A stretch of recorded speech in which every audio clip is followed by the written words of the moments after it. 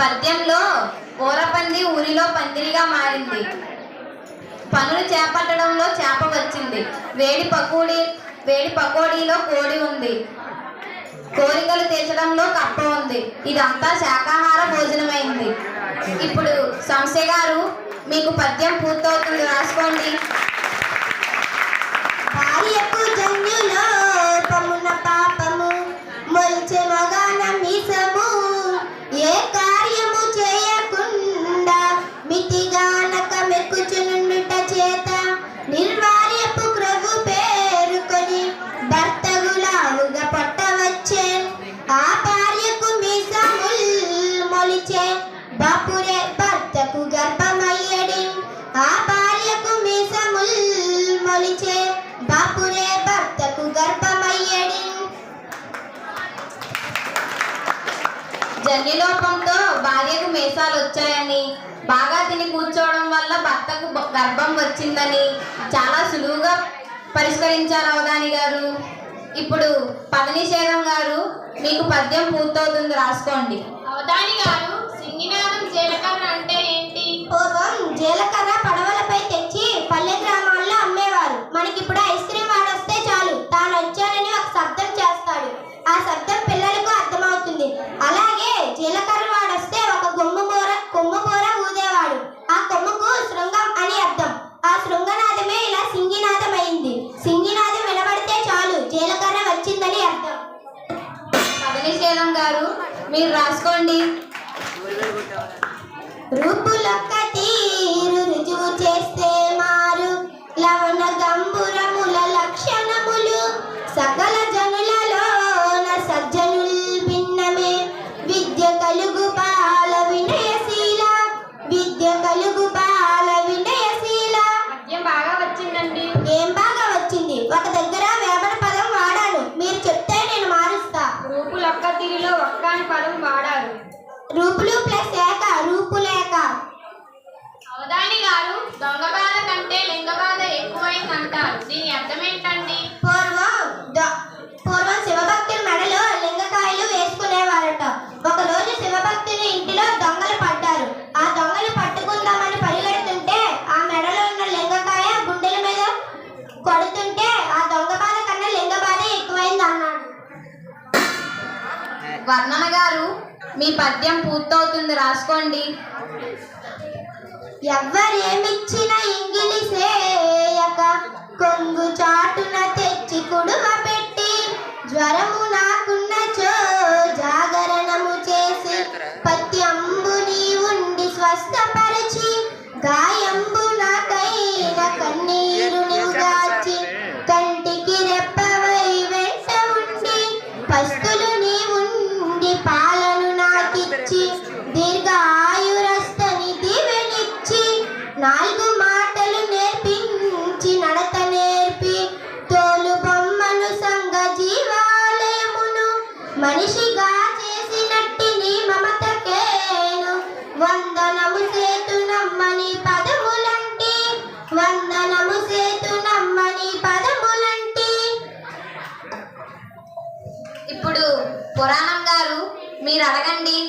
అటజని కాంచ భూమి సిరుడంబుర చుంబి శిరస్సర జరీ పటల ముహుర్ముహుల్లటద భంగ తరంగ మృదంగ నిస్వను స్ఫుట నటనానుకుల పరిపుల్ల కలాప కలాపి జాలమున్ ఘటక చరస్కరేను కరకంపిత సాలము సీత శైలమున్. అవధాని గారు ఈ పద్యం గురించి వివరించండి. సదాచార సంపన్నుడైన బ్రాహ్మణునికి సిద్ధుడొకడు పాదాలకు పాదలేపనం రాస్తే హిమాలయాల మీదకెళ్ళి శిఖరాల నుండి పడుతున్న జలపాతాల శబ్దం విని నెమళ్ళు పురివిప్పి నాట్యం చేస్తున్నాయి. ఆ లోయల్లో ఆడ ఏనుగులు మహావృక్షాలను కదిపేస్తున్నట్టు చూశాడు. ఈ పద్యం శ్రీకృష్ణదేవరాయలలో అష్టదిగ్గజ కవులలో అల్లసాని పెద్దలు రచించిన మనుచరిత్ర ప్రబంధంలో హిమాలయాల పద్యం.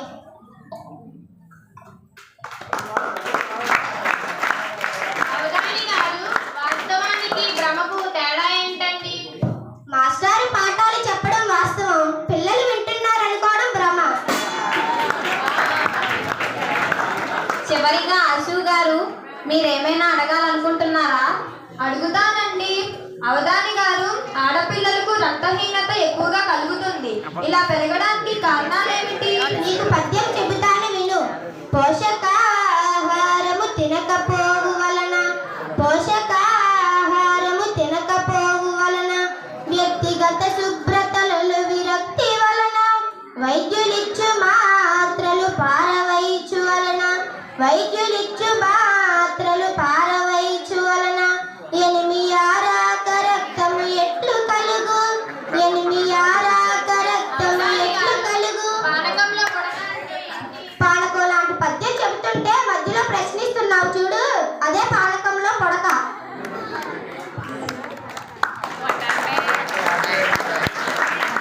గంటాగణనం గారు, మీరు ఇంకా ఏమైనా గంటలు మోగించాలనుకుంటున్నారా? అవధానం పూర్తయింది. లేదండి, నేను గంటలు మోగించడం పూర్తయింది. అయితే అవధాని గారు, గంటాగణనం గారు ఎన్నిసార్లు వాయించారో చెప్పండి. గంటా గణనం గారు మొత్తం 20 గంటలు వాయించారండి. అవధానం పూర్తయింది. ఇప్పుడు అవధాని గారు పద్యాలన్నీ ధారణ చేసి చెబుతారు, వినండి. ధారణ చేసే ముందు ఒక మాట. ఈ అవధాన ప్రక్రియ మా విద్యార్థులకు అవగాహన కల్పించడం కోసం మా తెలుగు మాస్టర్ శ్రీ రామయ్య రెడ్డి గారు గొప్ప గొప్ప అవధానులైన శ్రీ భద్రం వేణుగోపాలాచార్యులు, కడిమెల్ల వరప్రసాద్, ఆముదాల మురళి, శ్రీ గరికిపాటి నరసింహారావు గారు మొదలైన వారి పద్యం రూపకంలో మాకు నేర్పించారు. అందరికీ వందనములు సమర్పించుకుంటూ ధారణ చేస్తున్నారు. దత్తపది గారి పద్యం. ఊర పందిరి వేసినారుత్సవముగా పనులు చేపట్టినారు శుభంబటంచున్ కోరికలు కప్ప వేడి పకోడి పెట్ట బుధుడు వడ్డించెనొక విందు భోజనంబు. సమస్య గారి పద్యం. భార్యకు జన్యులోపమున పాపము మొల్చె మొగాన మీసము ఏ కార్యము చేయకుండా మితిగానక మెక్కుచునుండుట చేత నిర్వార్యపు క్రొవ్వు పేరుకొని భర్తగులావుగా పొట్టవచ్చెన్. ఆ భార్యకు మీసముల్ మొలిచే బాపురే భర్తకు గర్భమయ్యడిన్. ఇక పదనిషేధం గారి పద్యం. రూపులొక్క తీరు రుజువు చేస్తే మారు లవణ గంభురముల లక్షణములు సకల జనులలోన సజ్జనుల్ భిన్నమే విద్య కలుగు బాల వినయశీల. ఇక వర్ణన వారి పద్యం. ఎవ్వరేమిచ్చిన ఎంగిలి సేయక కొంగు చాటున తెచ్చి కుడువ పెట్టి జ్వరము నాకున్నచో జాగరణము చేసి పత్యంబుని ఉండి స్వస్థపరిచి గాయంబు నాకైన కన్నీరు నివుగాచి కంటికి రెప్పవై వెంట ఉండి పస్తులు నీ ఉండి పాలను నాకిచ్చి దీర్ఘాయురస్తని దీవెనిచ్చి 4 మాటలు నేర్పించి నడత నేర్పి తోలు బొమ్మను సంగ జీవాలయమును మనిషిగా చేసినట్టిని మమతకేను వందనము సేతు నమ్మని పదములంటి